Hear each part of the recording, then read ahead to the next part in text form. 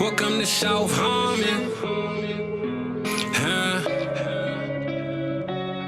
Welcome to South Harmon. Hey, welcome to South Harmon. We glad you here today.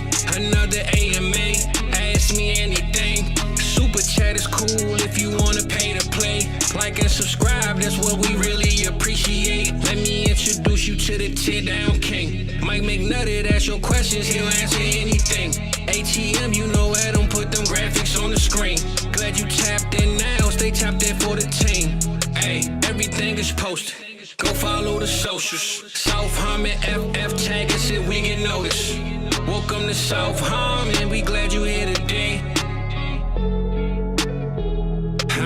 Welcome to South Harmon, we glad you here today. Another AMA. Welcome to South Harmon, we glad you here today. What's up, everybody? Welcome back into Wednesday night AMA, live and coming at you, just like Jameis Winston, coming at you, coming at you. What's good, Adam? How you doing? What's going on, man? How you doing? No, that's a good word. Living the dream. Can't complain, because if I did, who the fuck would listen anyways? You got a whole saying for you. That is a good what do I say? But you got a whole audience here to give them a shot if you want, you know. That's true. That's true. We could try it. But what are your thoughts? I mean, obviously the Browns are 2-6. They're talking about shopping Smith at the deadline. I think rightfully so. I don't know that I actually necessarily believe that they're back, but they beat the Ravens. The offense looks entirely different. What are your thoughts on the Browns? I guess more so for fantasy and then NFL too. Oh, well, it kind of feels like it's going to be the Andy Dalton Panthers situation all over again. Mm-hmm. You get that one game high, like, ooh, look at us. Maybe we're not shit. And then you'll be right back to being shit. It's probably in your best interest as a Browns fan that you go right back to being shit. Well, I mean, yeah, there's teams you shouldn't beat. Yeah, I would say probably true. At the same time, I don't know that there's a quarterback in particular that. Well, they need to draft one, right? That's what you obviously know. But I don't know that if they win 6 games, 10 games, or 2 games, they get the best one anyway. One, we choose the wrong ones first and foremost. Like that's what we do. So, secondly, I mean, it's not like you're getting, there's not the tank for Tua or the tank for whoever this year, right? It's Dion ain't letting fucking Shedeur go to Cleveland. Well, there's also that too. The mistake on the lake. But let me ask you. So Tillman, last 2 weeks, fantasy wise for you, been playing.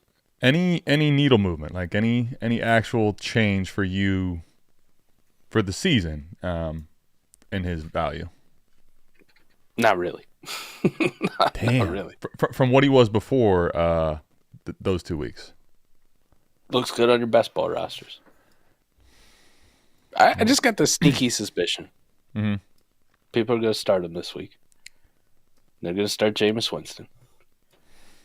And then they're going to get their hopes and fucking dreams crushed. With a 7-point quarterback performance and a 3-point fucking wide receiver performance. Probably my biggest fear right there, buddy. Damn. I mean, you're not necessarily wrong. I mean, first of all, both of them are due for a worse week than last week. I mean, right? Winston had three touchdowns, over 300 yards, and what do you have? I think he had like only 1 pick, right? You only had 1 turnover? Okay. Well, yeah. Officially. That's true. That's true. Officially. As the books say? He didn't have any picks. No picks. He didn't throw any picks. I guess it just because every pass that hit a defender's hand, fell right through him. He had that Brock Purdy luck, that. Mm-hmm. I mean, I think the thing with Jameis is he's gonna be right up his ass. He's gonna be a gunslinger. Like there's no doubt for the Browns that while you'll have the boom weeks, the Tampa Bucks version of Jameis was Tampa Bucks. Chuck it and what? He had some crazy weeks, but then he had some crazy horrible weeks too, right? 30 for 30. It's like that little scene from Zack and Miri Make a Porno, where that drunk Roethlisberger fan stumbles into the coffee cafe. You guys see the game? Roethlisberger was all like, hook it, chug it, fuck it, touchdown. Teddy. That's what he's doing, man. A Yinzer just drunk off his ass. Who would have guessed? And then, I mean, because I think to me, like, I'll just say that the usage for Tillman, I think Jameis is I don't know what to call him, quarterback 2 with upside at best, right? I think that's what he is. I think. There you go. And I think that I think Tillman is probably, we'll see, but for 2 weeks in the way that he's being used since Amari Cooper's gone, It's been good. He's the one I'm interested in, honestly, if it's not Njoku. I'm not telling you that, I'm not telling you to go spend. Yeah, I'm not telling you to go spend, listen, I'm not telling you to go treat him like he's a fucking bona fide star, Mike. Send him a second or something. I'm saying Tillman right now in this role, they've had a lot change in 2 weeks. Now, I'm not telling you this team's going to be great, but you have new play caller last week. You have a new quarterback, and you have Amari Cooper all gone. You have Nick Chubb back. You have offensive line pieces back. For the season, I'm not telling you in Dynasty that Tillman all of a sudden becomes like their anchored receiver that's going to be. But for this season, listen, this Elijah Moore thing is the one I'm not giving a lot of shit and credence to. I've had enough time with that. That's what I was going to ask you about. And the leading target earner last week, Elijah. Well, if it was a guy that wasn't, I guess the exciting part, if you have any of the receivers, which is not all that exciting. We're talking spooky shit, right? Listen, Jameis at least offers the ball downfield. He'll chuck the ball, and I think Tillman's being used that way. Elijah Moore still, to me, is not getting a ton of air yards. So,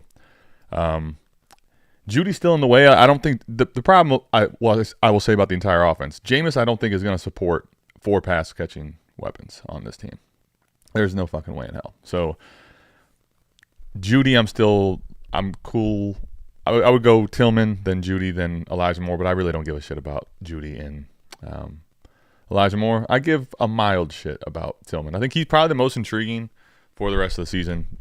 He's playing all the snaps. He's getting a lot of targets, and I think they're going to be chucking the ball. And I think even if Jameis is not good, he's going to come back out there and chuck it. And he's going to keep coming back out there and chucking it. And it's not going to be DTR they're turning to. This DTR thing is also the dumbest thing in the world. Let's just say that. Like, you have a quarterback that you drafted to be the backup.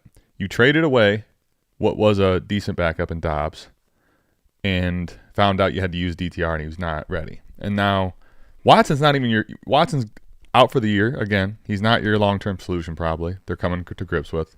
And we're still not going to play DTR because we had to go get Winston. Like, it's just Hey, they started. What's a developmental quarterback as a backup? Like, what are we doing? They're the ones who brought him in right after Watson tore his Achilles and DTR played. He just happened to get hurt, and the rest is history now. They had one shot, your one opportunity to blow. The only reason they did that, for the record, Mike, is because Winston had to have DTR get hurt to play. He was the emergency quarterback. Like, that's how they had it listed on the roster. But anyway, Tillman, So I think maybe they faked an injury. I don't think they faked an injury, but I'm saying that's the only reason that Winston got in. Winston can't go in unless DTR is hurt or says he's hurt, to your point. Yeah. Your hand's fucked up. All right, No, you gotta come out.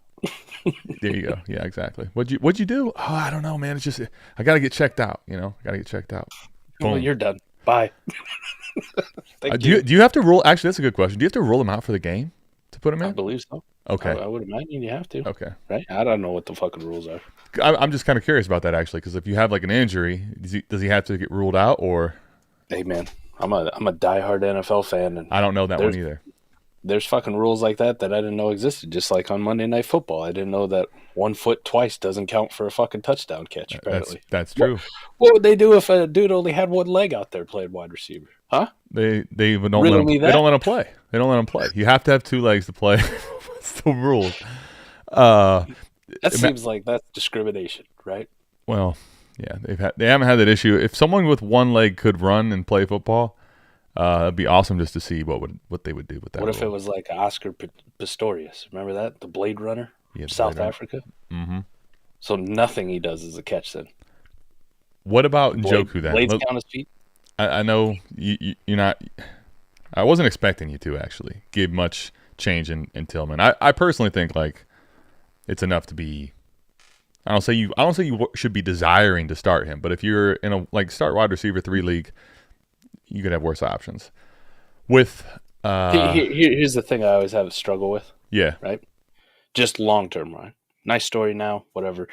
I'm an Eagles fan, man, and the situation the Jaguars are in right now also kind of feels like the situation Doug Peterson was in with the Eagles not too long ago, and a certain someone named Travis Fulgham. Remember him? Sure do.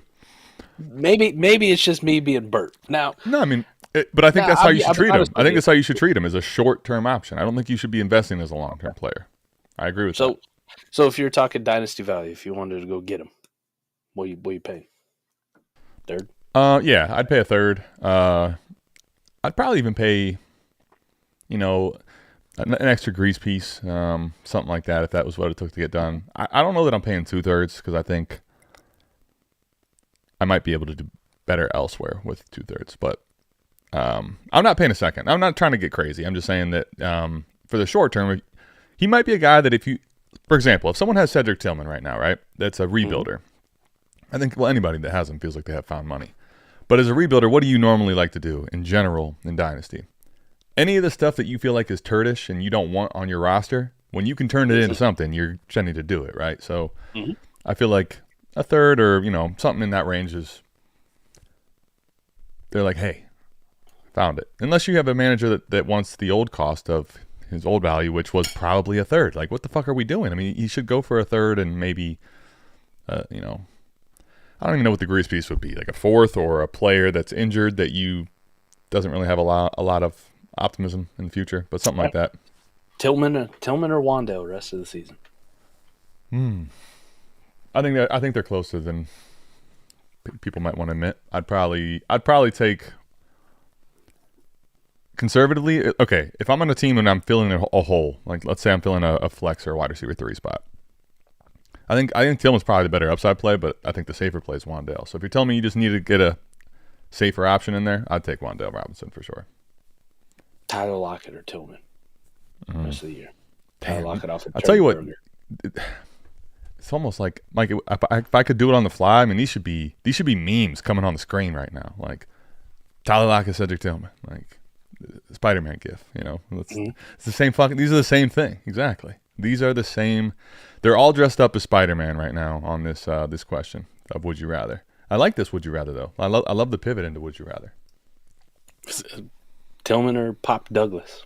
And I'm time out. Let me back this up. Rewind this shit. Okay. I ain't calling him fucking Pop again because he hadn't done shit. I was gonna ask you. That was the rule before. Mario Douglas or Cedric Tillman rest of the season. I think I want to take Pop, honestly, but I don't know. And the reason I do is because I believe in Drake and what I'm seeing. But he also hasn't done it really all that much yet. So I guess there I would actually probably lean Tillman. But yeah, I would lean Tillman there. I think that's where I'm kind of comfortable. Because Pop has been a guy that I think the last couple of years has been relevant because, again, like Fulgham or anyone else, there just hasn't been anyone else there. I'm not down on Pop, but I don't think he's the, I don't think he's part of their long-term plans. If Drake develops, for example, right, and they start to get in a position to win, what are they going to do with a rookie quarterback under contract? They're going to go fucking try to get studs if they can around him. Yeah. And Pop is going to be expendable for targets, at least for fantasy, I think. So just looking at it the way it's kind of listed out right now, I will say Tillman has moved up, and he's moved up into at least a spot where he's got some intrigue, right? I don't think he still cracks the top 50 dynasty wide receivers for me, but I'm with you. He's probably in the range of that, but I don't think he does 50 for me either. He's probably, I don't know, mid. I'd have to take a look at the rankings again. Probably mid 50s, maybe a little later even. You want to guess his rank right now? Yeah, I'll guess it. 54. No, not that high. Really? It's even better. What? 69. 69. Oh, Nice. okay. When you said even better, I'm like, hold on, he's inside the top 50, 69. Okay. The reason I went 54 is because keep trade cut is so fucking reactionary that, like, especially in that range, it doesn't take a lot of clicks for guys to go 20 spots up there. But how many spots is he up? Let's hear the 144 in total. All positions. How many receiver spots is he up? As of October 16th, he was wide receiver 133. So it's pretty good. Wow. Yeah, so that's what I'm talking about in Dynasty. If you're a rebuilder, you got to be like I don't know, maybe you're greedy and you want more. I know plenty of people that are like that. I seem to be playing in leagues with all of them. But yeah, I mean, if you can get a third for a player that was 2 weeks ago 133rd on Keep Trade Cut, I mean, don't you feel like you got a little bit of a you got out of jail free? You did. It's something though. I mean, fuck. We'll have a different conversation next week. He goes out and he puts up double-digit fantasy points again. I was going to ask you, what does it take for you to believe or to move more of a needle? But we'll get to the super chat here, DY. Appreciate the super chat, my guy. So this one will be a tough one. This game versus the Chargers. You guys do get it at home at least. I don't know what the weather situation is going to be like. It just fucking poured here not too long ago. So terrible. It's like the first time I think we've had rain in like 9 months. That's what it feels like. It was hot as balls here today, actually. Yes, it was. It was 82 here yesterday. It was fucking disgusting. October 29th, 82 degrees. What the fuck's going on? Hey, hold on, Mike. Your boy is back. Oh, he's alive. Yeah, he had like 97 tags in the OG Best Ball League from last year. Just by the way, Deep Sea, you don't have to fucking tag everybody every time you have a thought. It's okay. Like, he did DM me. He had pretty bad something happen. To deal with life situation. So for sure, get it. But glad to have you back. And just to let you know that you're welcome, Mike's treating you just like he would everybody, including myself, talking a hell of shit. That's how we do it. That's exactly how we do it. All right, so the Tillman thing and the Winston thing, because it's together with this offense. I don't know what the weather's going to be like, so it could be a fucking shit show. But Chargers are a tough team for a guy like Jameis and Cedric Tillman to continue the fantasy success that we've seen because they're not up-tempo. They have a pretty solid D. They want to run the football and play defense. Like, they're not going to get themselves into a fucking shootout, which lends to a lot of fantasy points. We like it from the fantasy aspect. Teams playing the Chargers generally kind of fucking sucks. Because they're going to slow the fucking game down. It's real old school, like 1997 fucking Big Ten football, like Eddie George shit. It's kind of fucking disgusting now that we're in 2024. It's not good. But if he goes out there, and let's say Jameis does put up a 300-yard game again, and Tillman does have a good game, I don't think that's out of the range of outcomes. Now, to your point, I wouldn't be surprised if it happens. What is a different conversation? That's what I'm more curious to hear. What is that? We might be talking about last year's Cleveland Browns. Like I might be putting in fucking some tickets here for Cleveland Browns making the playoffs. Listen, I'm literally right now. I'm trying to sneakily eat dinner. I haven't eaten all day. I've tried to get this up on the Mac Studio. My laptop I'm normally streaming from right now is currently lost, or I feel like that's kind of iffy, but we'll figure it out. I was gonna get pictures up of Mike. I mean, dude, I had at least a couple Halloween picture graphics, right, similar to the thumb, like Rich, like because the Flacco thing you're talking about right now is crazy. I mean. We'll see. We'll get to that in a second because let's at least get 1 point finish before we go there. I guess that's the thing with the Browns is I think Watson this season wasn't. I'm not going to defend the guy. All right, I just won't do it. But he's always seemingly had a little bit of fucking the worst situation when he's playing, right? Whether he's hurt or this offensive line he's had until the last. This offensive line period till last week at least when Teller was back, we're getting some people back on the line. It's been absolutely awful. But Mike, if Winston, let's say Winston's a better version of himself. Like I think we've seen the good version of Winston. I think he's been around the game a lot more. I could see him having Flacco type success. I don't think that would be crazy. Flacco was on the fucking couch for how long until he played for the Browns last year? Like, because if that's the case, one.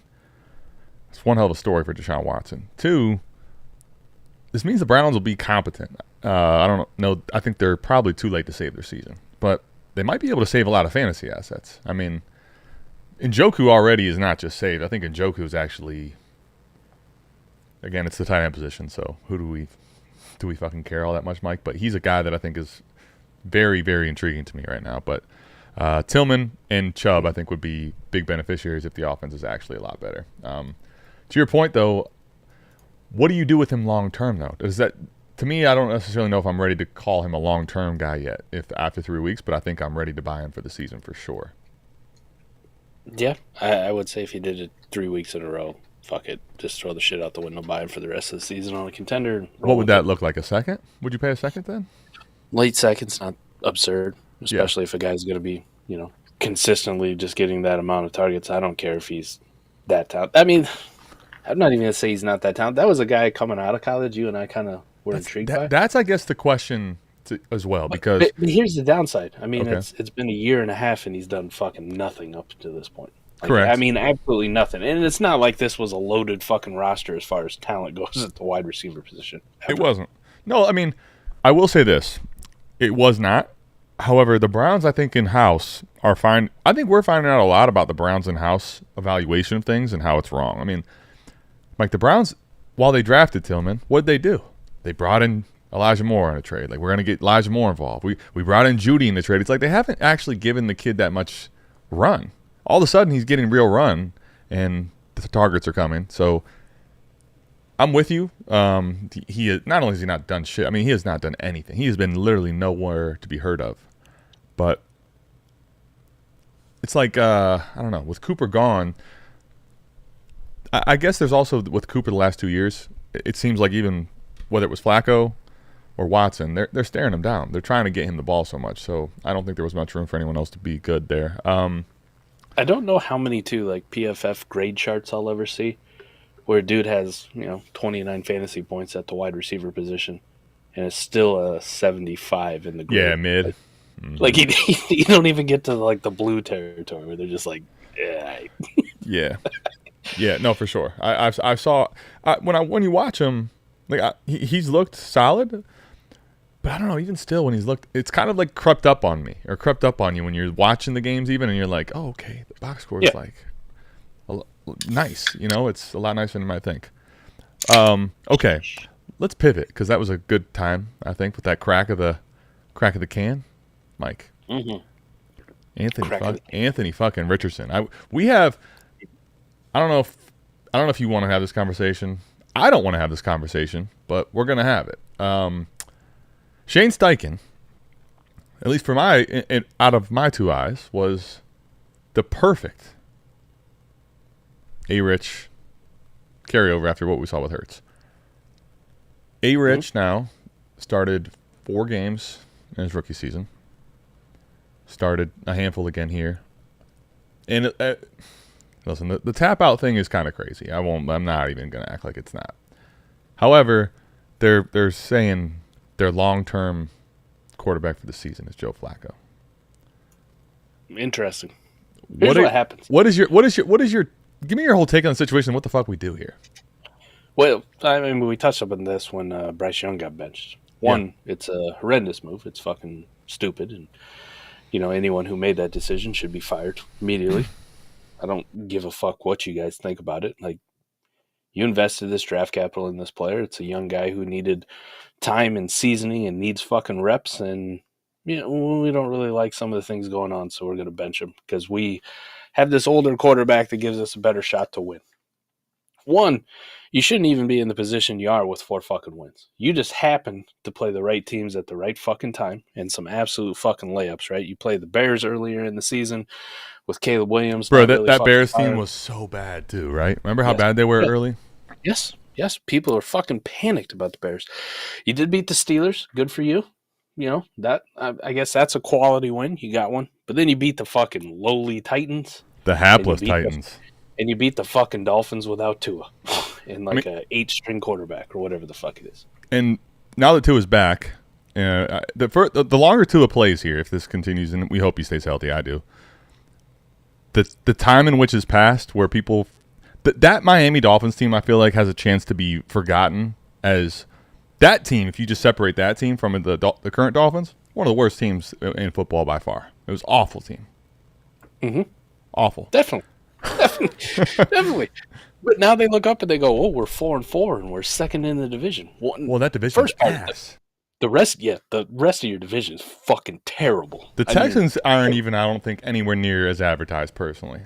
No, I saw the odds for like Houston making the Super Bowl, and I'm like, I wish there was an option you could bet against that. Yeah, yeah. Mm-hmm. I don't feel like that thing's gonna fucking happen. But the rest of the fucking division's ass. I don't know. It just feels like there's a lot of like lowly teams, and they're trying to talk themselves into like we could be a playoff team.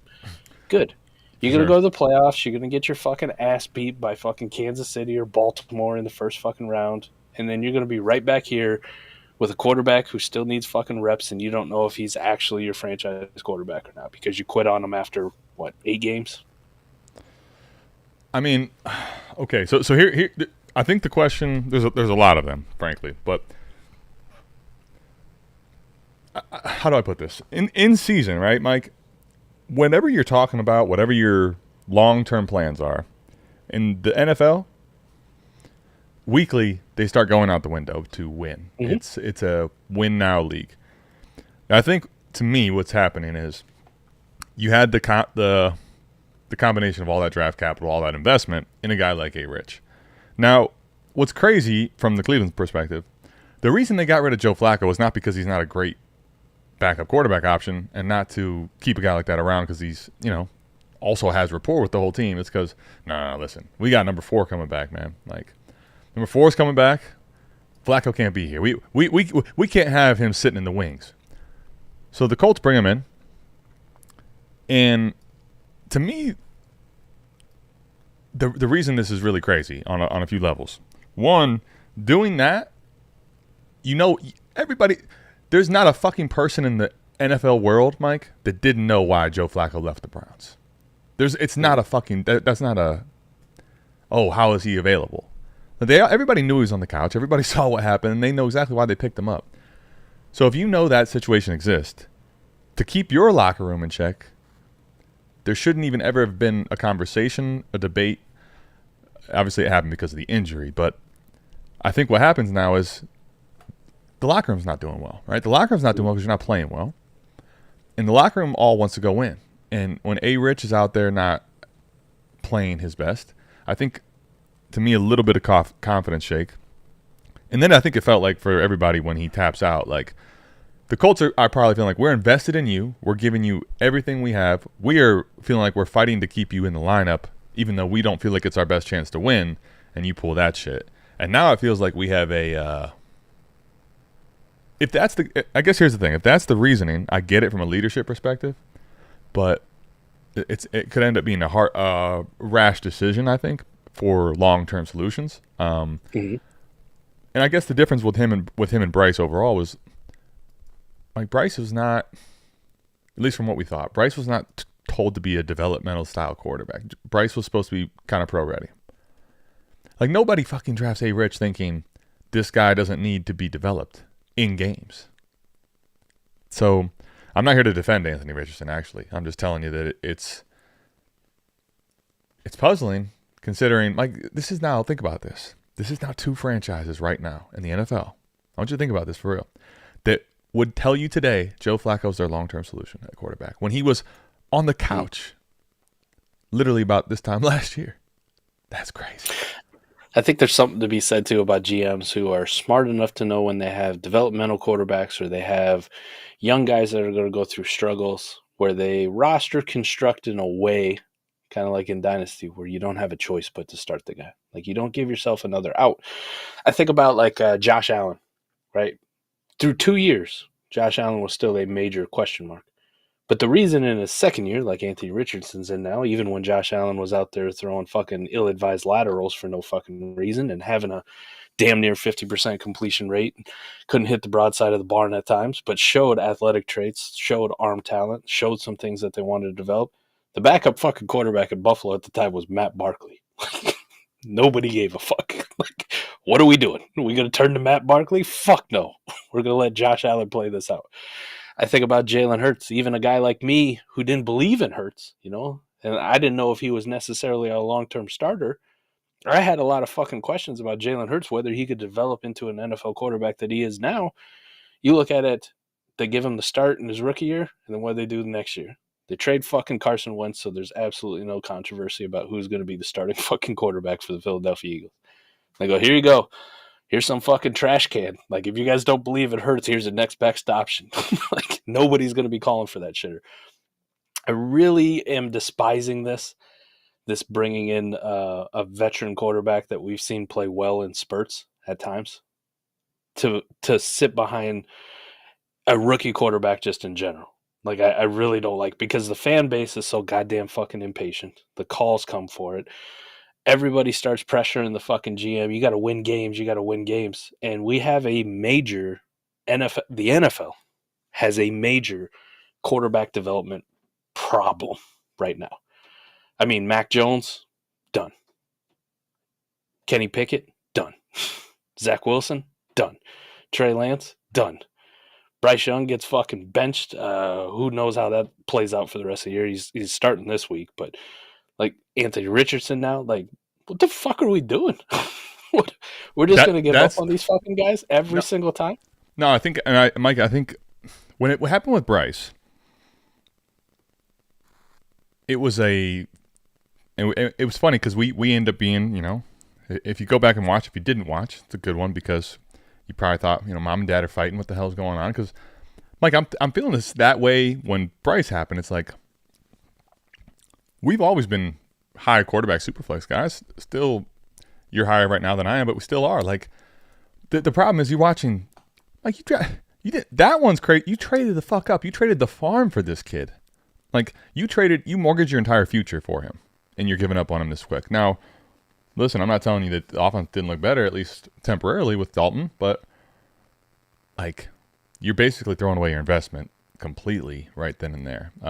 As far as, you know, the kid's confidence for sure. Like this is now the first and the third pick in that class. We're halfway through the next season. Richardson didn't even fucking play most of his rookie season. These guys are gone. Like I'm actually, again, for Superflex, I think I don't want to have the average talk. I don't want to have this talk, but I think we have to have it. Like, dude, you got to be CJ Stroud to be safe right now? Like, what the fuck is this? Like, I'm saying from the standpoint of investing in these guys, this is insane, bro. You got to be a glorified game manager at this point, right? I mean, honestly, like I'm thinking about it from the standpoint of some of these quarterbacks this year. It's like, okay, keep it honest about old CJ there. Well, it hadn't been that fucking great. I mean, right now imagine that you and I both know there's what would have to happen for CJ to get benched is unthinkable. Now, but you're not wrong. I mean, he hasn't been anywhere near fantasy wise, or I think even in the NFL side. I think their offense has other problems too, but.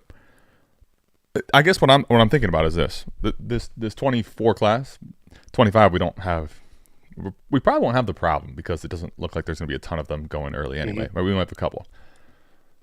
Okay, JJ McCarthy, like they what is their level of investment going to be after he doesn't play at all? I mean, even the Penix one, like I'm not trying to. I'm just asking questions of more so.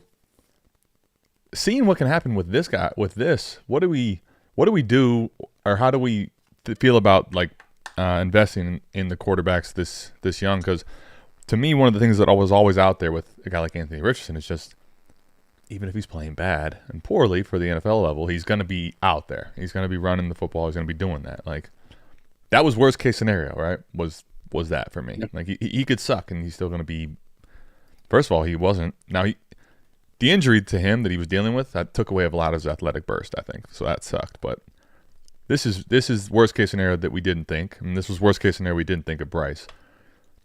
I'm not going to act like we change, you know, everything we're doing and totally wildly swing stuff. But to me, it's just the level of, you're talking about the level of the problems they're having with development and the lack of long-term quarterback keys are given these guys that are drafted high. It's hard to quantify what to do moving forward, honestly. So I just pulled up Keep Trade Cut Dynasty ranks here on quarterbacks, Adam. Number one quarterback, Josh Allen. People were calling for his head at one point. For sure. Lamar Jackson, I mean, this is a guy in his second year won the MVP, but let's not forget Pro Bowler Tyler Huntley. You remember the chirping about that? Maybe Sure. this team's better off without Lamar Jackson. Yep. That was a real fucking thing at one point. Yeah, I mean, it was crazy, but you're not wrong. It was, yeah. You and I were out there staunchly defending Lamar, and it was like, oh, turns out like he did learn how to pass. It's crazy. I still feel like with Lamar, there's still some narratives of that out there, Mike. Honest to God, it's insane. There's definitely those narratives, and you and I both know where those come from. Well, but I also think those narratives are calmly and impatiently waiting for the playoffs, because that's when they come out. They're just gonna shut the fuck up until I get you. Jalen Hurts, again, I was a detractor of Jalen Hurts at one point. So was a lot of the fan base. Like, this isn't our dude. We need to draft Justin Fields or whatever the fuck it is. Remember, I used to have that fucking avatar of Justin Fields at an Eagles jersey. Yeah, for sure.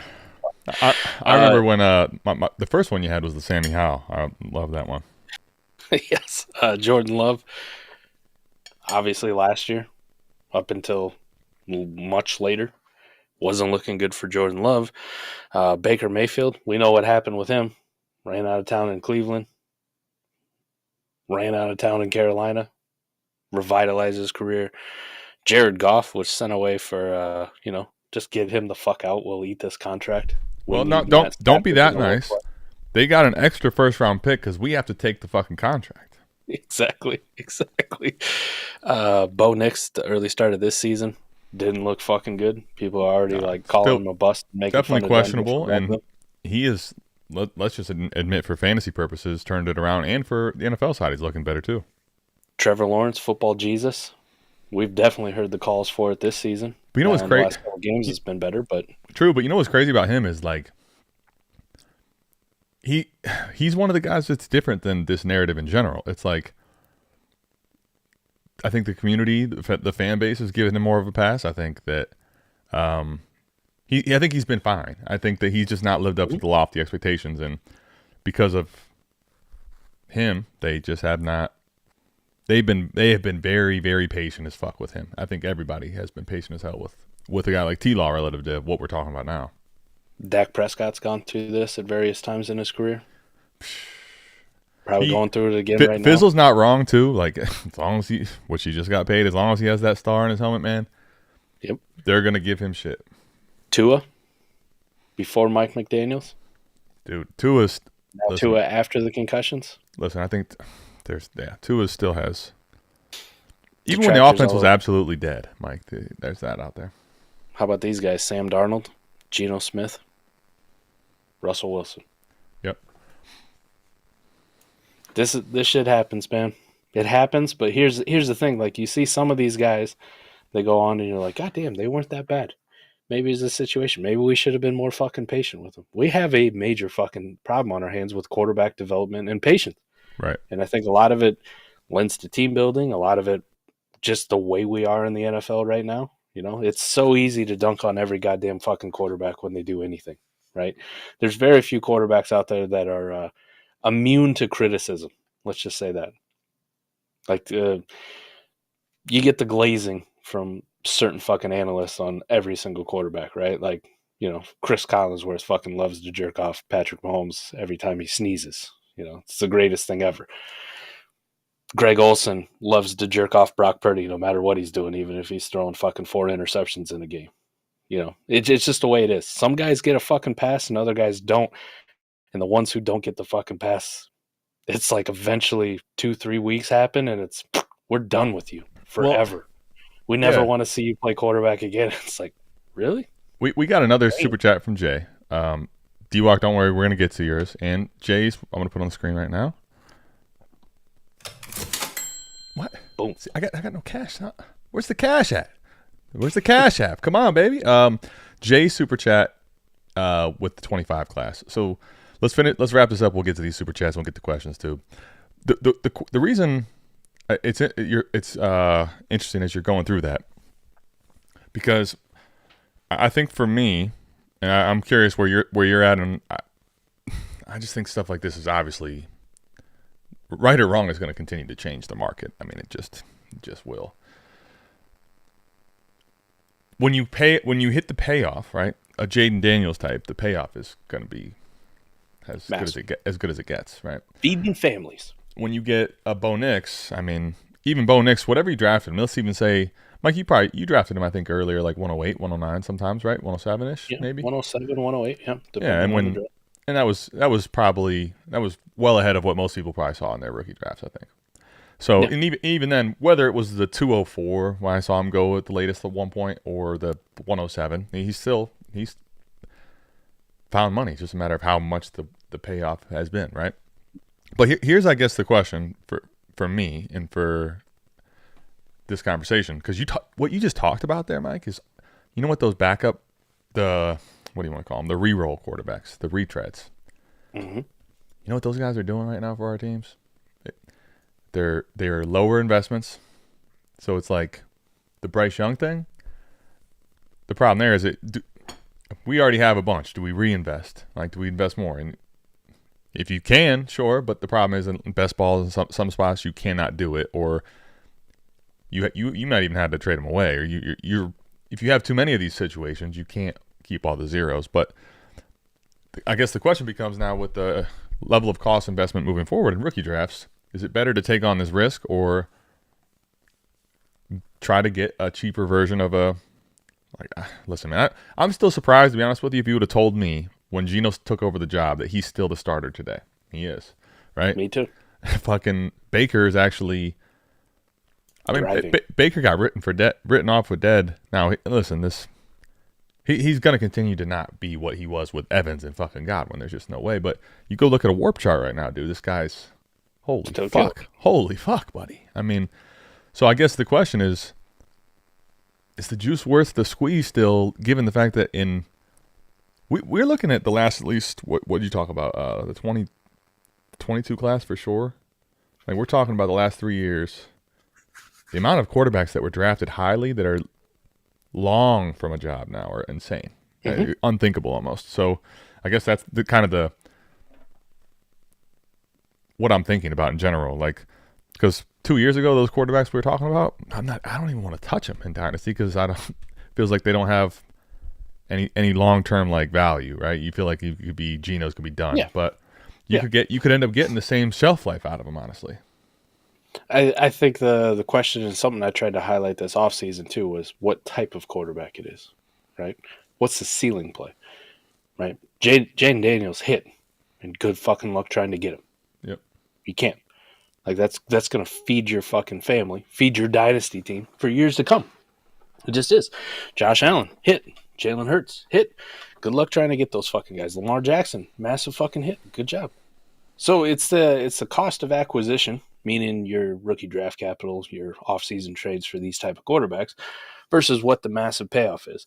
You talked about Bo Nix. Bo Nix was a hit, but Jesus Christ, am I ever going to get that much more than the 107 when I drafted Bo Nix? No matter how well he plays? Maybe. Not likely, though. Am I going to get more than the 103 or the 101 on what I paid for Jaden Daniels? You absolutely right I will get it. Well, you either do or you're not moving him. Or he's going to stay on my fucking team forever. Like, right. That's how it's going to go. So I think with that in mind, I'm more willing now in Superflex leagues to really risk it all, even for the Anthony Richardson, Trey Lance types. Right? Even if this goes the Trey Lance situation or whatever the fuck it is, I'm still willing to do it because the payoff is that fucking massive. Now, when we talk about the wide receiver position, still to this day, right? Like, Marv hit, Malik hit, Brian Thomas Jr. hit. Xavier Worthy really hasn't, right? Xavier Worthy was in that. Roma Dunze really hasn't to this point. Like, we still believe in these guys, right? But we go through the rest of the year and these guys just kind of keep middling, and then we go into next year and now they kind of just fizzle out. You know, that's 2 fucking names on the wide receiver list that you're going to write off as forgotten ones. They're going to be the next Rashad Bateman. Like, who gives a fuck, right? The next Elijah Moore. Like, who gives a fuck? Like, no one cares. Adam, that's why you hate Elijah Moore too, because we were so in on this fucking guy, and you're like, I'm not doing it. No, what I hated with Elijah was that it was not as much that it was that I got rebought in because Cleveland.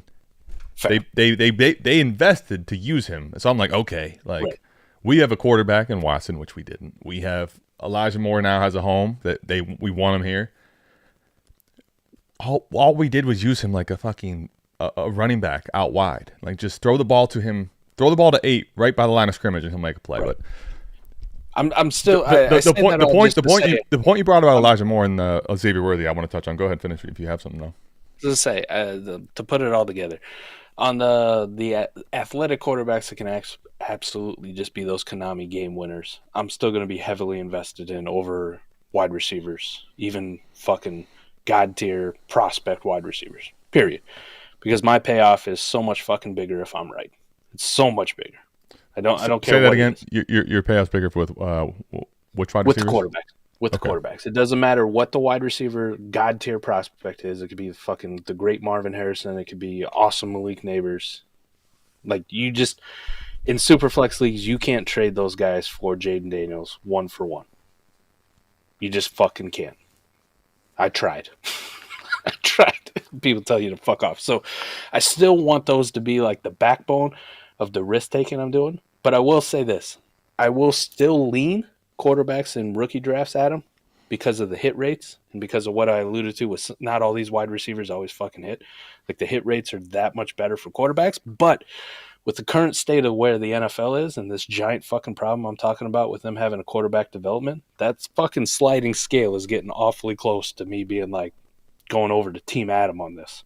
You know, I don't care if it's fucking Drake May, who I love, or JJ McCarthy, who I think has some athletic upside. You start getting in those ranges, it's like, we're getting pretty fucking close to Mike bailing on the quarterback too and just going like, I'll take the wide receiver and just roll the dice on, Brian Thomas Jr. actually smashing or something. Yeah, I mean, I think, well, listen, we got the super chats. Jay brought up listen, man, again, we'll get to the question, but I wanted to say, perfect timing. He's got the 4Ds came out today, revitalized by Mike and Maddie.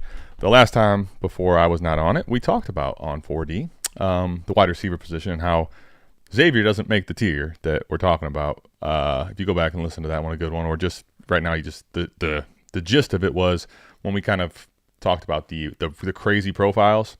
Rome is the one to definitely keep in mind. Your point with Rome, I think, is one that I'm highly anticipating. Meaning, I think the community is still going to give him more of a pass, but at the moment, for damn sure, it's like weekly. I don't know if we are now. If he can, because to the point, let's see, lower than you would have thought a month ago for sure. But wide receiver 17 still, and this is a dude that's fucking doing absolutely nothing, man. Like, if he doesn't hit, but he'll probably phase out. If he busts, let's say, he'll phase out slowly. But that's one to definitely, in the way that I'm viewing things right now, keep your eyes on, because if Keenan Allen gets hurt or ages out poorly and Rome steps in and balls, we're checking. It's like the value insulation is checking the boxes. You look at guys like we talked about this with Garrett Wilson and them. Now, where the conversation drops off swiftly is the first round receivers that we like, or the early second round receivers we like. I've been bitten by that goddamn whatever you want to call it. You want to talk about Halloween, buddy? That vampire. I've been bitten by that thing a lot. Shoddy B, Elijah Moore, all the John Dotson. Yeah, the first round receivers that didn't have the profile, I think those bets in quarterback bets don't have much difference at all. Yeah. Well, Brandon Ayuk fucking fought the good fight for a while, but here we are, right? So anyway, yeah, it's, I think, fill in. To your point, the last thing I'll say about it, the fill-in style quarterbacks. If I don't have a Konami guy, I'm looking at it now as which one am I using? Which one is going to cost less which one is more cost prohibitive to buy, right? Which one am I going to spend less on? If it's a Geno Smith type or a fucking pro style pocket passer, I'm gonna go the crusty route, man. Probably more often than not. Okay, D-Walk Super Chat, appreciate it. We'll get to other questions as well. 12v12, Mike. All right, so best ball starters. We're looking at Superflex. Need core depth. Send 111 and 203. Get JJ McCarthy. Well, is that for real? Must be. Buddy, I mean, based on what we just talked about, I feel like it's kind of I love this super chat. It couldn't have been timing wise any better. The one of them, I mean, honestly, one of them I probably struggle with a little bit at the moment, right now. Mike, there's no way I'm sending this to the 203 too. I'm not doing that. No way. No, I'm good. I'm not sending both of these in a best ball league. No chance. Nope. And I'm saying, I guess what I'm curious about is it the other way around? Are you, if you need depth, why consolidate for McCarthy? I guess maybe I'm. I think he's looking towards the future and address the fucking future when it comes. This is kind of like a rebuild question. Okay. Yeah.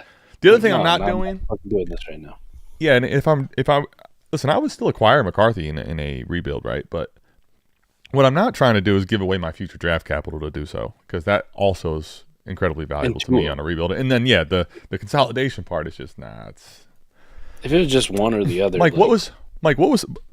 Sure, I guess, but the shit league that I've got an unbelievable squad in. Like my fatal flaw, where I did fuck up every single time, you go back and look, the big ones, trading away all that draft capital leverage I had at any point for players because I liked them. Like JJ McCarthy is, and the reason was it was a Trey Lance, it was a Cam Akers. You're drafting or you're trading away those picks for speculative players because people aren't trading a rebuilder, a bona fide stud, or someone that we know is secure, right? JJ McCarthy is a wild card, and going into we got a wild card coming off of.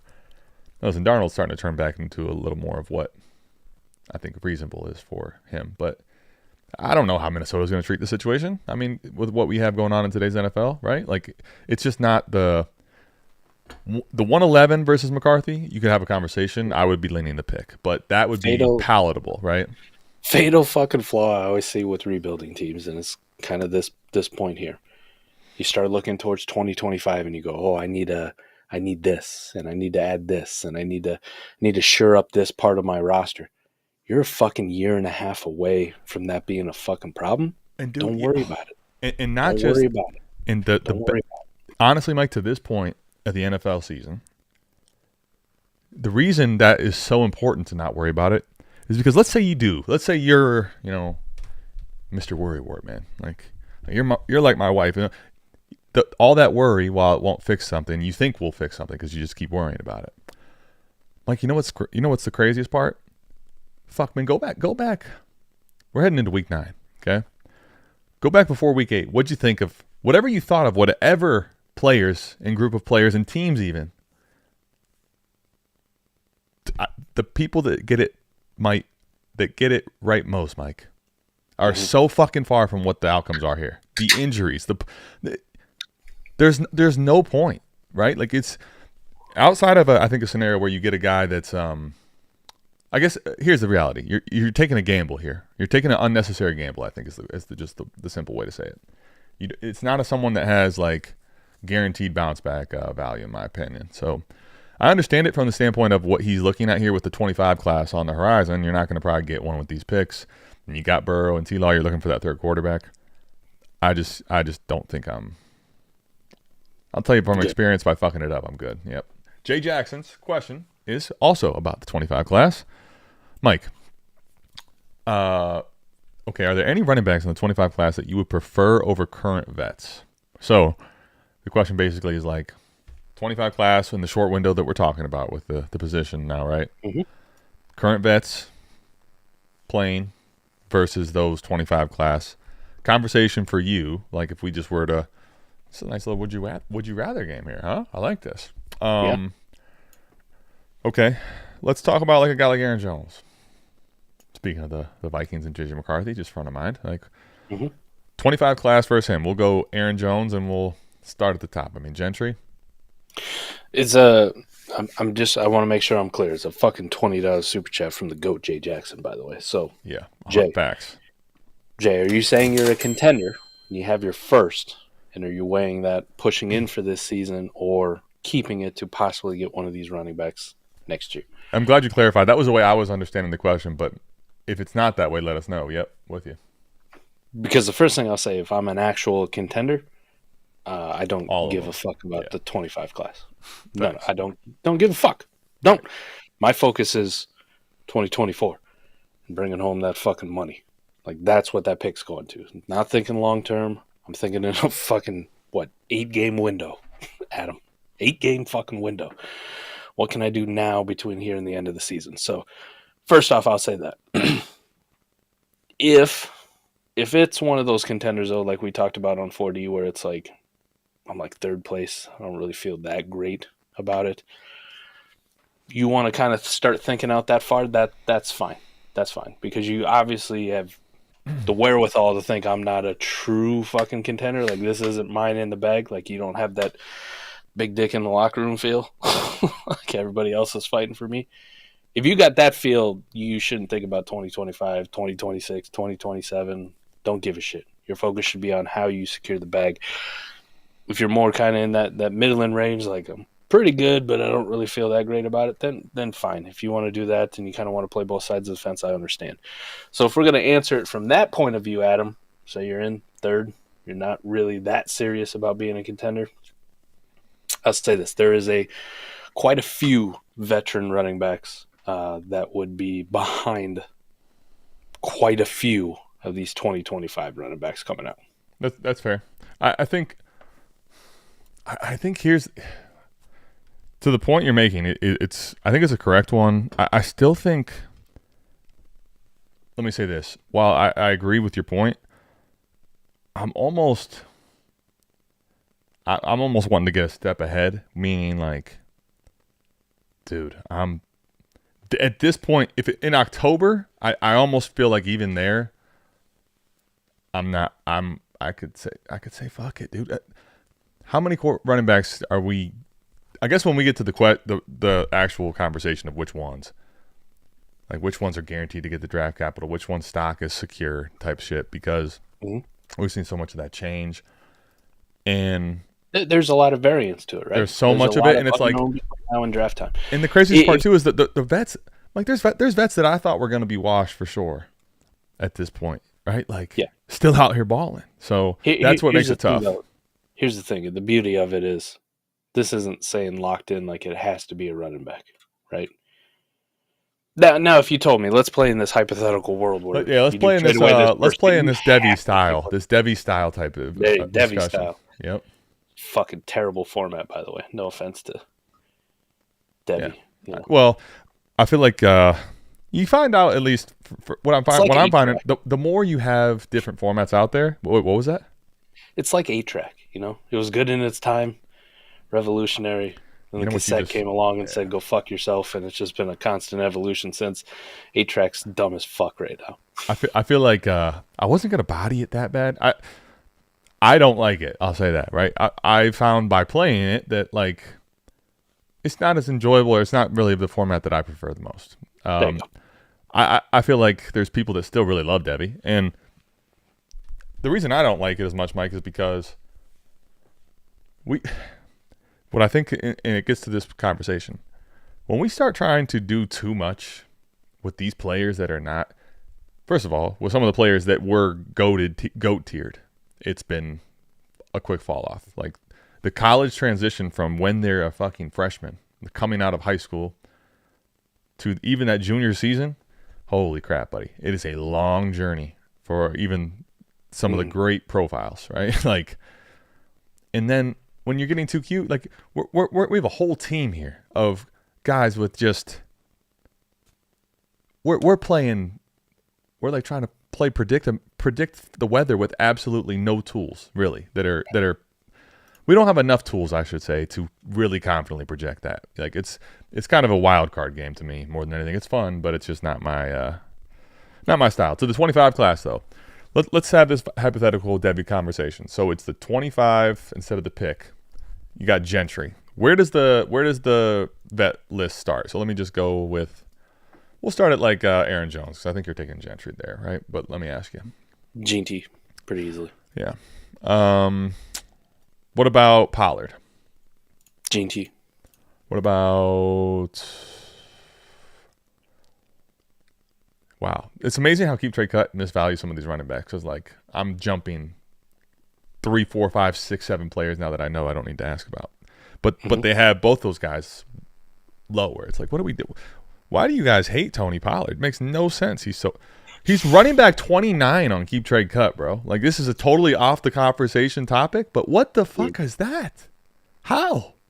Somehow injured Isaiah Pacheco still way above Family. Tony Pollard. They have a great schedule the rest of the season. Tony Pollard is the only problem with him is if Tajay Spears comes back, Mike, and takes what? All right, let me just move on from that. I had to get that out. Joe Mixon, running back 17. Listen, me and you kind of were.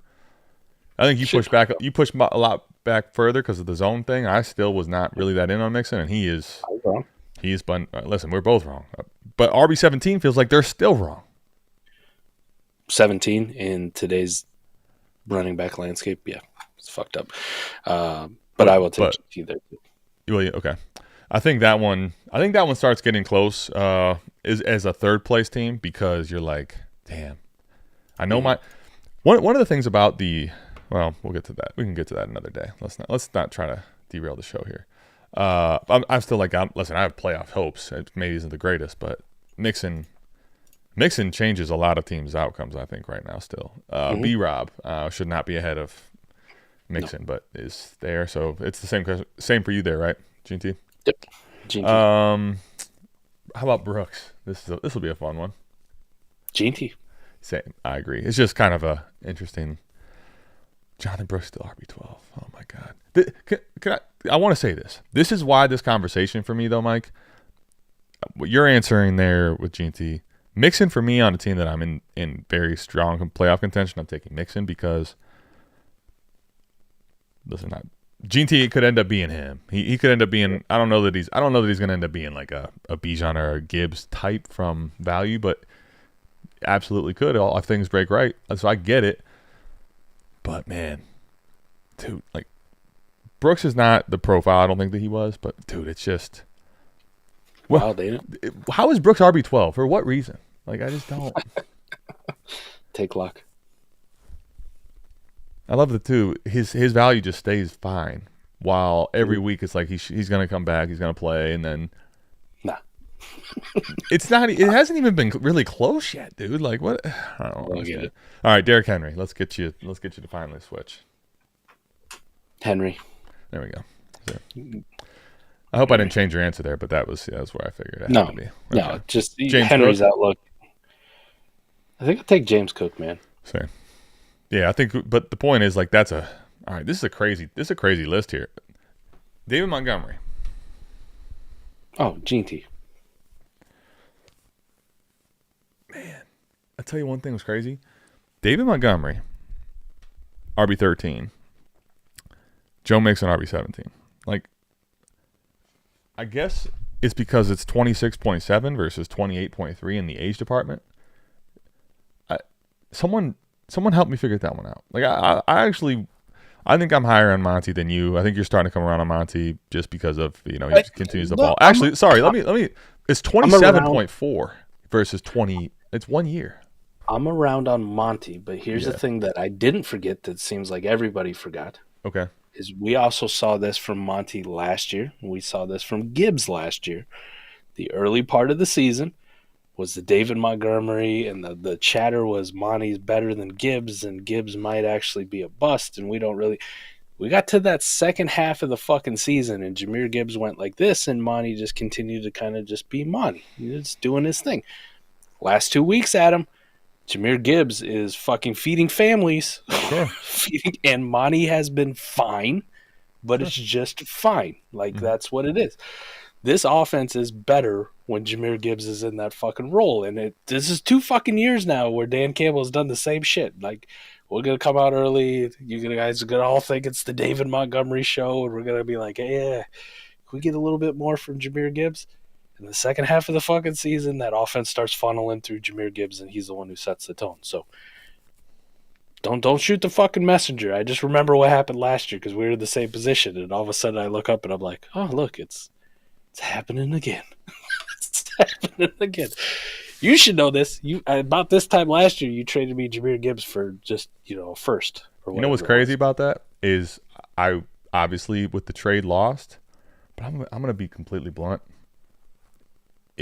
That's a trade I'm happy to be like that's a great outcome for a losing trade. Personally, like it's not ideal. Yeah. I'd rather have Gibbs, but if you tell me that's the biggest fuck up, that first round pick, pretty pivotable. Now, DB actually, I didn't even know you were going to go there, and I put DB's point up here. The value game, I think, is going to be very interesting with a guy like. I will always, and I listen to him play. No, it's GT. I always just in my head, and I butcher this guy's name every fucking time. It's like if you were gonna have a scary character for Halloween too, it's him standing up in the backfield, just literally not fucking bent over at all, not moving, like no body movements at all. Like he's basically like coming for someone's soul. It's awesome. He's fucking Michael Myers. Exactly. He 100% is standing before he back takes there. a fucking handoff. And then when he gets the ball, he actually does become Michael Myers. Like holy fuck, Runs like him. Dude's a beast. But the reason the value is definitely got to be there on keep trade cut. I'm kind of curious to see if what the market actually does. I think those players though, from a standpoint of tradability, regardless, could end up being the ones that are still worth investing in. But with Montgomery, here's what I'll say about that too. On that point, I get your point here. I think that they drafted Gibbs with the idea to feature him. But when I say when he's balling, you kind of alluded to Monty's still been fine. Like, yeah, I also feel like to me it hasn't been when watching. While Gibbs is, I think should always be this 1A, but it's a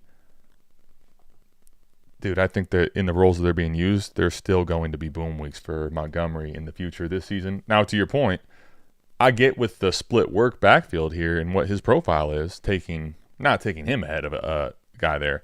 What I'm saying is I just don't understand how keep trade cut has him more so at running back 13 versus a Tony Pollard at running back 29. Now, I know the offenses are wildly different. I know Pollard could end up being just by the offense, not in the same situations, but come on, man. Like it's bro, that's outrageous to me. I don't even know how That's pretty bad. I'm sorry. Just as I refresh, he's running back 30 now. Behind He's James going Conner. down. He's going down. I mean, I guess the Titans' offense scares people, but Jesus, man, that doesn't make sense to me. Montgomery is he's still good. I want Gibbs, obviously. Gibbs is at running back 1, though, overall. He has surpassed Bijan Robinson. Yeah, so I think in general, the sentiment there is I get it. I get it for Gibbs, but I get it for Montgomery, too. Like, I guess what I'm saying is Pollard's way undervalued. A lot of these players are undervalued. But I think while Gibbs is running back 1, Montgomery can still be a top 15, 12 option with his own upside, really. You know, I'm not saying he's bad or anything. I'm just laughing at the takes I saw 3 weeks ago about, Yeah, I got you. There's a certain big-time fantasy analyst out there saying, David Montgomery way over Jahmyr Gibbs rest of season. That shouldn't be a hot take. Well, it fucking was, and it was also a wrong take. But I didn't good know on that you part. for I like getting that. your clicks, fuckface. Well, I like that context. I mean, I do think that stuff in season, we tend to move a little bit too. We move too much. It's the way I think it's the way in a redraft format. A lot of times, moving too much can end up being a good thing. You can end up being right, but I don't know. There was nothing. I guess there was really nothing for me to indicate Gibbs was dead, other than Montgomery was playing well. But like Gibbs was still going to always get this same type of workload, if not better. So it was panic on him more so. All right. Other running backs, though, to answer the super chat, Yeah. not as good. Caleb Johnson is very, very good. I'm a big Omari and Hampton fan, too. I love that fucking kid. But you got to move those guys farther down because the uncertainty is more with them, right? Like DB said, I don't necessarily know if Gene T will be a first-round pick, but it is kind of feeling like it's trending in that direction. Yeah. Like, this is a dude who is at fucking Boise State, of all things, is, the leading fucking Heisman front runner. It may be Travis Hunter in odds or whatever, but Gene T's fucking there because he's on that Barry Sanders fucking pace or whatever it is. That's going to mean something, right? Like, he goes out and even comes close to Barry Sanders, and he does win the fucking Heisman. Like, all right, maybe drafting a running back in the first round isn't as absurd as we all fucking thought it was. I mean, we're only a couple years removed from Travis Etienne and Najee Harris being first-round fucking picks. Oh. I get the Gibbs and Bijan thing, when that happened, but, let's think about it. Najee and Etienne were not at the level of fucking prospects of any of these guys. They weren't even as good as Diontae is. So to see him, No. I don't think he's. I mean, first off, I don't think he's as good as Jahmyr Gibbs or Bijan as a prospect. I agree. I think he's very good in his own right. He's better than Najee and ETN were. So I'm not going to put it above him to be in the teens as a first round NFL drafted running back. So there's going to be something to it. So when you get up as high as Derrick Henry and you say, who would you rather have? There's a reason for it. But you get to these other guys, I like Hampton, I like Singleton, I like Caleb Johnson, obviously, but there's a lot more uncertainty with them where it's like, I think these guys might be second round picks, and maybe one of them sneaks into the back end of the first round at best, but there's also a scenario where these are fourth round drafted guys and we're just kind of back in the same thing, like same fucking boat of like, I want to believe, but the NFL said, fuck you. they didn't really believe. Yeah. No, I'm with you. I think, well, I don't know if there's any other names you wanted to mention. Like when we have that conversation where I started it at Pollard, to be completely honest with you, Mike, if I'm in third place, I'm probably taking Pollard over everyone but Diontae, frankly. That's not absurd to say either, right? Because it's from a contender standpoint. Yeah. And like now, obviously if it's the Debbie side thing, even there when I'm rebuilding, yeah, like I would try to pivot to a different type of asset than I would to a running back, frankly. So it's crazy we didn't even mention the fucking goat of the last 4 weeks, DeAndre Swift. Well, people, bro, it's crazy. People still hate him, honestly. Like it's just weird because he was a revered name. Like he was very, very highly thought of as a prospect. Certainly had his one overall conversation. Yeah, I mean, he was certainly had his injury history. He had a lot of disappointment for people. I get it. He had moments where he was actually really good. It was fewer than further between. But it's like, all right, is that just burned you to the point of souring no matter what? Like, it's over? He's dead. I was pleasantly surprised by Bucky Irving, but in what world is he 2 spots ahead of DeAndre Swift? I mean, this one, the one we live in today. This is not some Halloween crazy place. Mike, I'll tell you, with him also, what I don't get is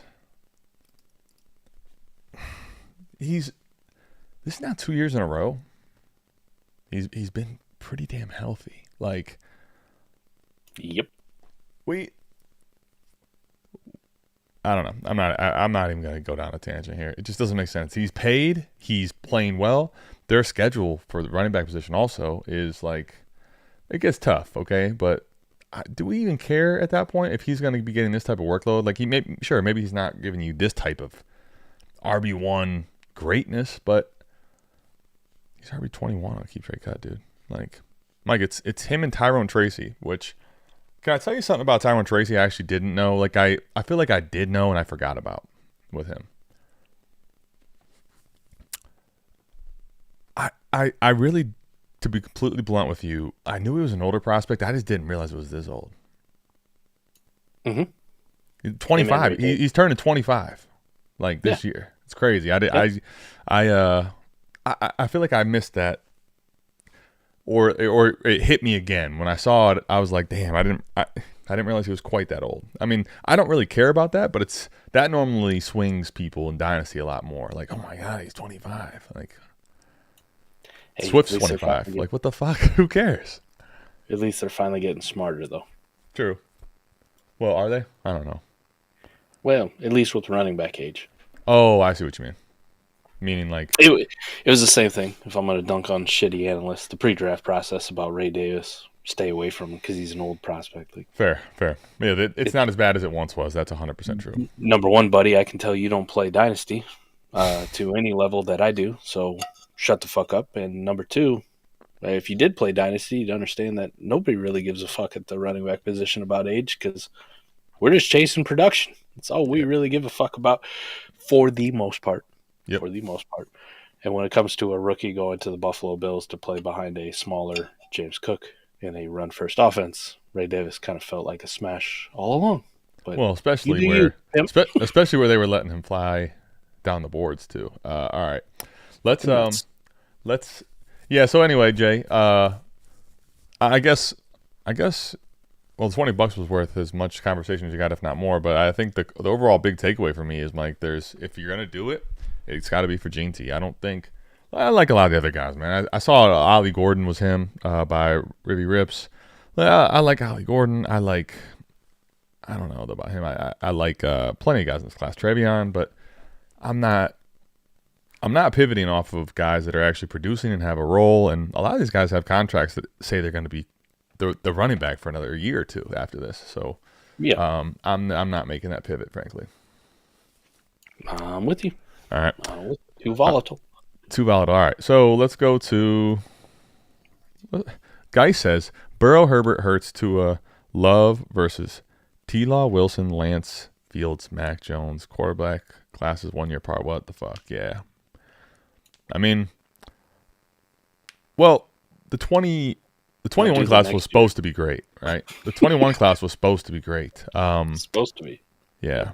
Now, the 20 class was, I mean, if you have a problem with the 20 class, you're fucking screwed in the head, man. I'm sorry. Like, that class was nice. Just wait till the 22 class. The 22 class, wasn't given much of a chance from the beginning, and it's, I mean, to be fair, they weren't wrong. It died. DOA. Do we get a Malik Willis start again? Maybe. No, it sounds like Jordan Love's good to go. That's what I was kind of hearing. 23 class, dude.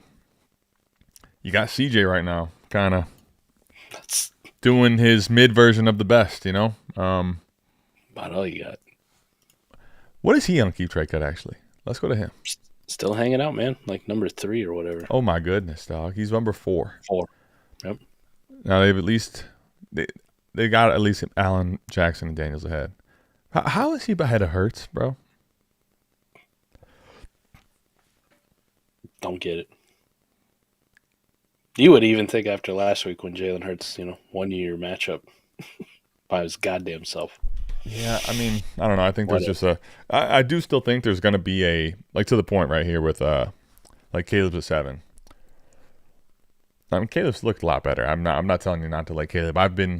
I was wrong, but I was saying that I thought Caleb had a lot of upside too. He didn't have as much as Daniels, so Daniels hitting is definitely the win. But the fact that he's 7 to me, Mike, is more so. I think you want to talk about the community still. I think as a whole, not buying into something.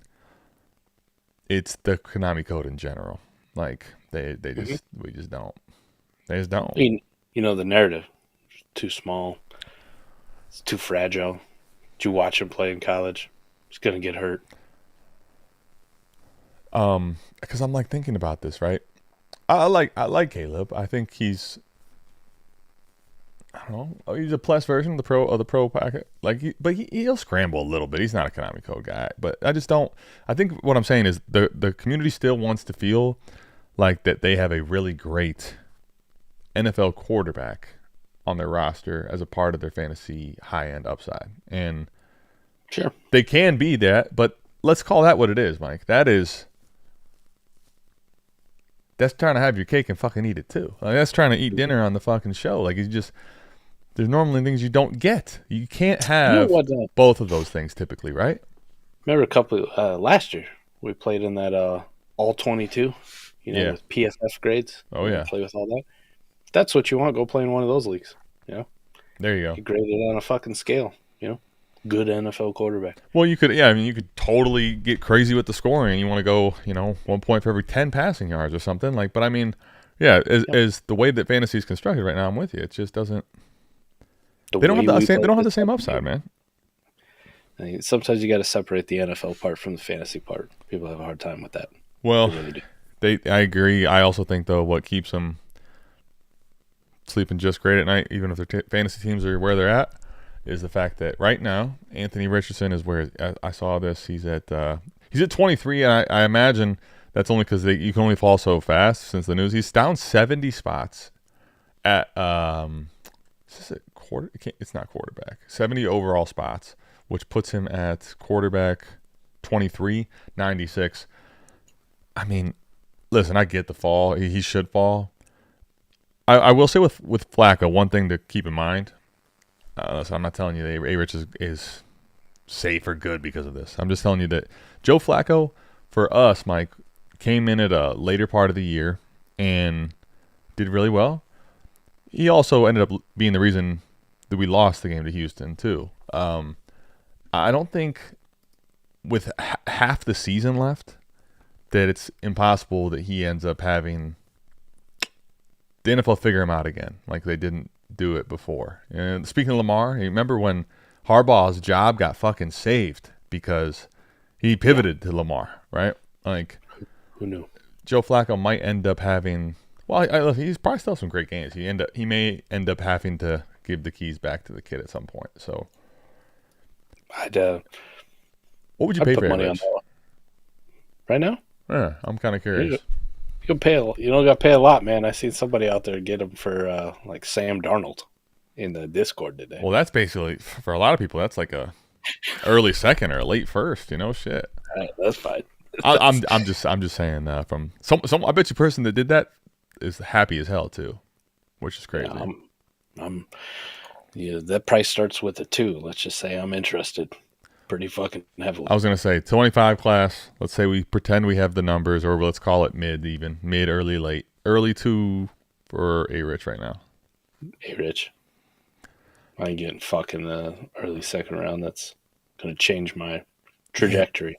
You know what's crazy? What's crazy is because it's just the thought of it being early. I bet you that would get done in a lot of leagues. Yep. The only reason I would pause at that, not that I wouldn't, is that I feel like I could maybe get to the next question, which would be mid 2, and I think probably mid 2 or late 2 in this 25 class. Even if I get laughed at, I'll probably get laughed at right now, but I probably would just take the risk. I think the only reason you pause at it too is because, kind of like injured players, the dip's going to come in even harder in a couple weeks if Flacco's still starting. Well, that's the thing. If Flacco's a starter right now, if this is the dip currently, Mike, Flacco has a good. Let's even say Flacco has a mid or good fantasy game, but it just, you know what's going to happen? Yeah. A-Rich is currently right now turning into Trey Lance. So that's that price. That price is going to go down. I've been a part of that game. Anyway, to the quarterback conversation here. I think in general the volatility of the asset is what Mike and I are overall in agreement on. It's just not at all what it used to be. I would have told you there's basically close to a 0% chance that one of those guys got benched midway through the season, let alone one of them being benched early in the season and both of them being benched this far. It's becoming more popular. I mean, when I say that, like a lot of these teams, look at that back half of the list, dude. T-Law, now he has a job. But Wilson, Lance, Fields, and Mac Jones, bro, that's backups. Like, yeah, those guys are now. Fields at least had a window where he gave us hope, me a lot of hope, and then Russ. But yeah, buddy, it's crazy, isn't it? You look at that list.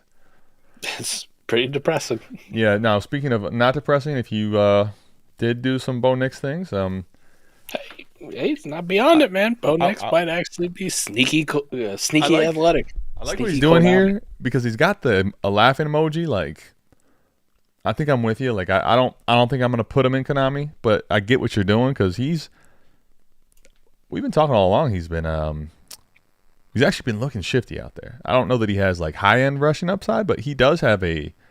I'll tell you this: he's got a nice little floor with rushing, and they use him enough in design runs too. The next coming to Daniel Jones. Oh God, no! I don't want that. I hope he's a lot better than Daniel Jones. I hope he's you know what I hope he is, Mike? I hope he's the. I don't even know how to put this because there's just no way. How about the Daniel Jones is just he doesn't fall over himself. He's just not quite that goofy. Can we get that like a little bit better, Daniel Jones? Like. Yeah, I'll take that. He's number 4 in the league right now in rushing yards for quarterbacks. Did you know that? I did. Well, the last 2 weeks, it's been really nice. And he also... you remember the thresholds I had from them episodes we were doing Konami quarterbacks? You know, like average fantasy points and warp and the whole fucking works? The threshold that I had set for like Konami, like to be that, was 400 yards. historically. Bo Nix is on 400. pace for He's gonna be over that, right? he's Way on over pace that. for 500. I was gonna say 500. Yeah, I think the 500 range, Mike, is actually like where you could start calling it really actually a Konami code guy for That's real. fair. And if he ends up getting that, I guess here's the thing: the reality, right or wrong, the way they're using him on design runs, I don't even think it's that crazy that he gets the 500. I think he could get the 556. We just need a couple more. If he ends up getting that, then all right. Well, then fuck me. I wish I would have had more Bo Nix. The problem is, Mike, I would have had a lot more Bo Nix if I didn't play in a league with you where, like, I was very much on board with drafting him ahead of Worthy, drafting him ahead of those guys that we talked about in that tier. I rarely got the opportunity to even draft him there because it was the whole fucking time 107, 108. Everyone else is looking at him at 204, 205, 201. I'm getting. I have to take him at it's him or Roma Dunze are my conversations. Him or Malik Neighbors. Like that was the choice that I had because of you. Okay, you fuck. That's my opportunity with Bo Nix. Oh, so many of these fucking quarterback hordes were built of mine in just a rookie draft alone. Yeah, I'm like, all right, I got the 111. Like, I'll get one of them probably. No, I won't. Oh shit, my bad. Clifford super chat. I do got a little breaking news too. It happened Yeah. tonight.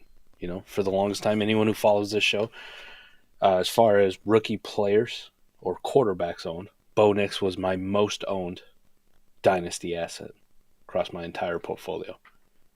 That is now flipped as of tonight, Adam. Two. Jaden motherfucking Daniels. I got another share.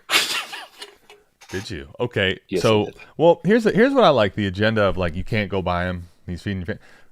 What'd you pay? Now, what'd you pay? It probably doesn't really matter what you paid. It's you just pay what you got to pay. But what did you Best ball pay? league. I paid Drake May, Jordan Addison, and a third.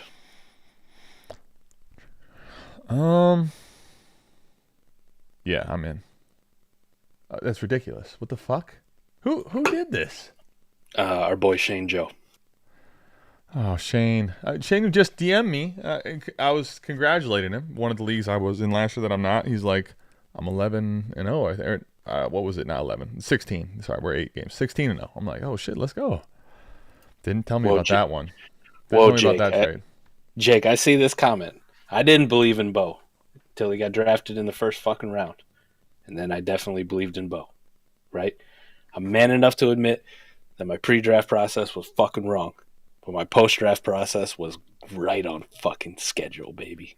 Right on schedule. You're welcome.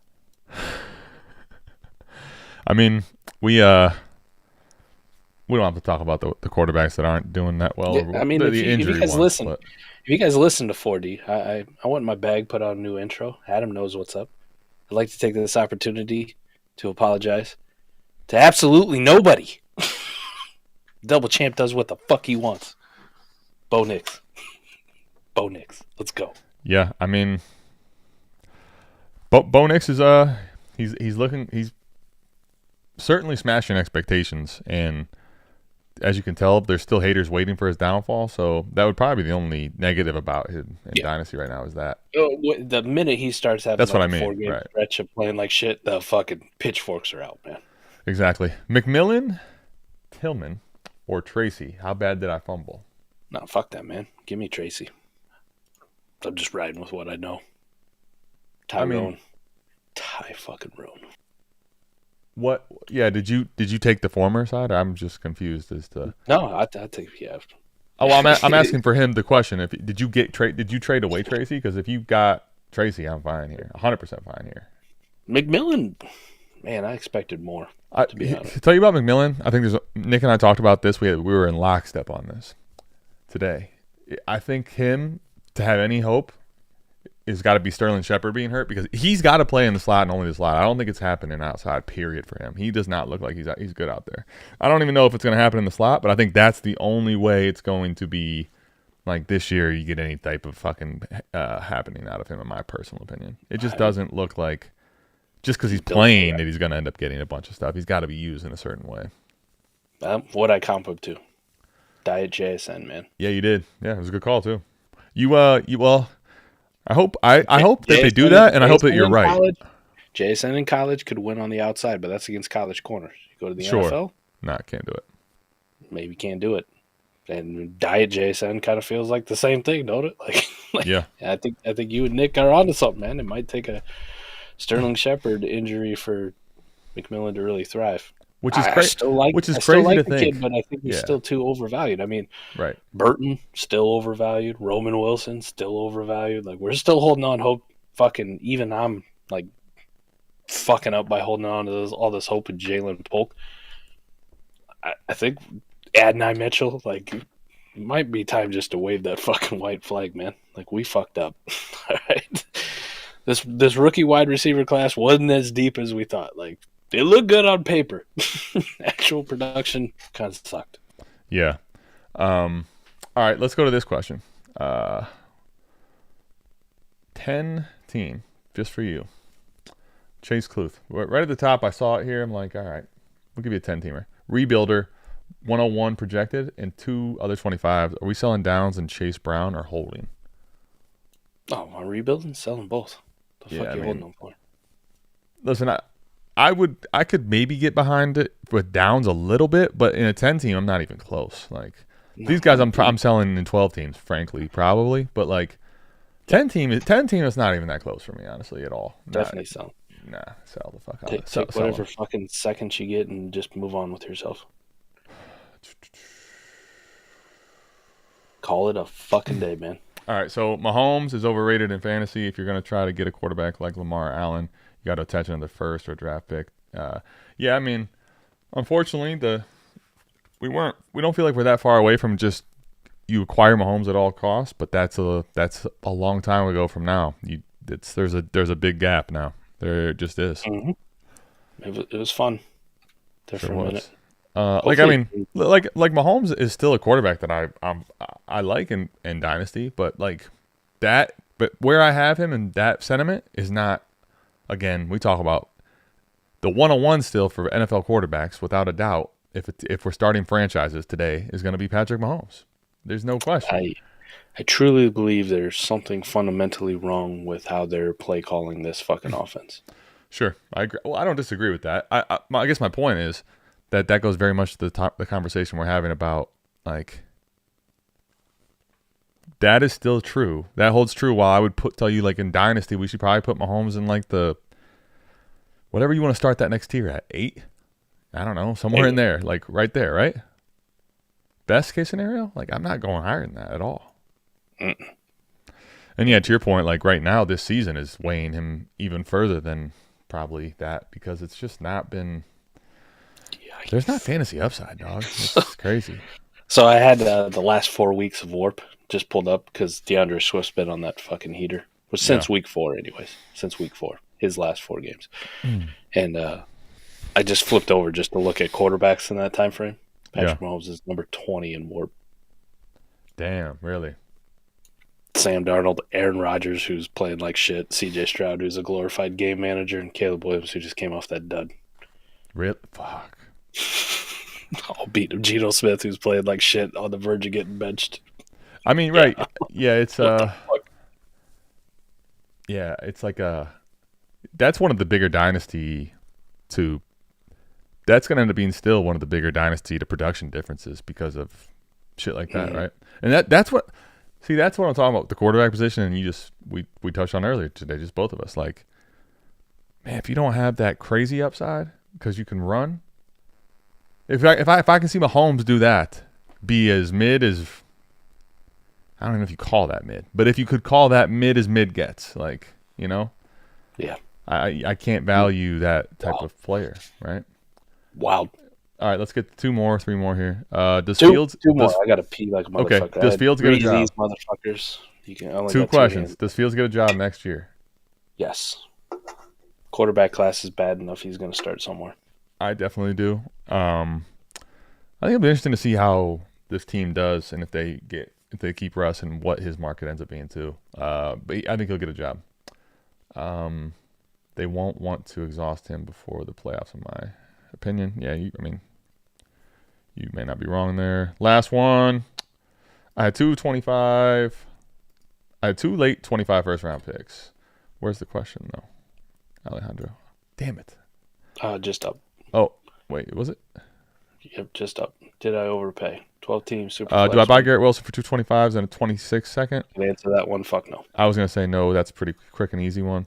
All right, last one. Did I overpay? 12 teams, super flex, 1 PPR, 6-2 contending team. I have Najee, Pollard, and Tracy. I sent a 25 late first plus a third for Kamara. It feels heavy, but like I'm all about buying Kamara. So Yes. It does feel like you probably overpaid just a little bit, just in Yeah. full honesty too. But it's also one of those at the end of the year, if you're hoisting the championship, you don't give a fuck. Yes. And this is the thing about Kamara. Kamara, the last couple of weeks, the price has come down. It's probably made people be like, oh, well, like I wanted more from Alvin Kamara. Here's the thing, man. Spencer Rattler fucking sucks. Right. Well, fuck yeah, he does. He's fucking terrible. I mean, dude, I had to start him in a Superflex league last week. Oh my god, it was brutal watching and seeing there be nothing in points. It was awful. I'm convinced once Derek Carr's back, Alvin Kamara will go right back to weekly warp of being. In this week, who do they get? This is the smash fucking opportunity of the season. He's already done it versus Carolina, and I expect him to do it again. Basically, if it's not a committee backfield, Mike, which was like Washington, they're all top 5 running backs versus Carolina. Even if it's not Derek Carr, right? This week, I think even if it's Jake Haener, when Haener came in last week, it was like, where's Alvin Kamara? This is Alvin Kamara and Chris Olave. That was his two dudes. Smart on him. Spencer Rattler was like, I want to throw to Bub Means. I want to throw to fucking Foster Moreau. And if that doesn't work, I'm going to scramble around and then try to throw to the other team. Yep. That was his game plan. Haener's like, I just want to get the fucking ball out to 12 or 41. So with you. I think Alvin Kamara is probably a pretty big bounce back. So I don't hate paying a first and a third. I think it might be a little bit rich, but you ain't going to hate it if it pays off for you. It's one of those. Not at whatever. All. Not at would all. Would have tried to whittle them down a little bit, but it is what it is. Yeah, with you. I am with you, buddy. All right, well, that's all we got. I thought it was a good discussion today on a lot of different fronts. What do you think overall about going into Week 9 here? Any last final thoughts? You got to fix this quarterback problem. I hope it does get solved in. Like, fantasy assets obviously play hugely. We've got so many dynasty leagues. There's a lot at stake, but what are we doing for the teams, the organizations, the players in which you're putting in that spot, man? It just is. I'm not going to tell you that Bryce and Anthony Richardson both didn't have parts to be played in them getting benched, but like it's crazy. Sure. It's crazy. It is for sure. It's hard to see, man. It's hard to see. No doubt. I'm surprised actually in this day and age too, with all the analysis out there and all the former players in there. There's not more former players speaking out on this, on pregame shows, halftime shows, etc. Like, what the fuck are we doing here? I think what I while I agree with that point, I also feel like Rich with the talent have just destroyed the opportunity for that to happen because they all destroyed him personally from that. So. What did Bryce do other than go out there and get himself fucking killed for the team? A shitty organization. Like, what he deserved due to not deserve that. He probably should have been. I think the problem was at that point, like, we had not seen anything at all, and he was given a little bit more run. And then if you thought about it and just weren't sure, like I think everyone wanted Andy Dalton to fucking be terrible. And I'm not telling you he hasn't reverted back to that in points, but his first week was like, holy shit, the whole offense is alive. I'm like, all right, well, fucking, I guess this is what we have to live with, So we got. All right, well, we will see you back here, same time, same place next week after Mike gets a long piss awaited in for AMA. We love you. We're out of this thing. Peace.